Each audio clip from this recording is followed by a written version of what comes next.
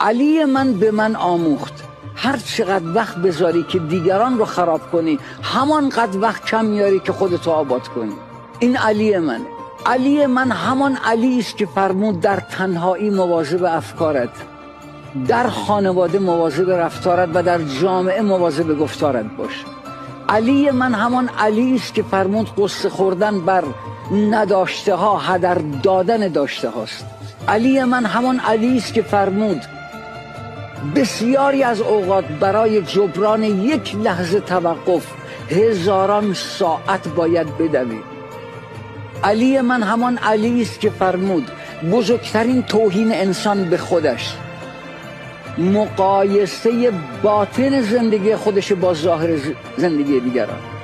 علی من همان علی است که فرمود بزرگترین خیانت انسان به خودش ترس از این است که دیگران در موردش چه میگویند. علی من همان علی است که فرمود بزرگترین مصیبت ها آن دست مصیبت هایی است که هرگز اتفاق نمی افتد و فقط محصول توهم انسان است.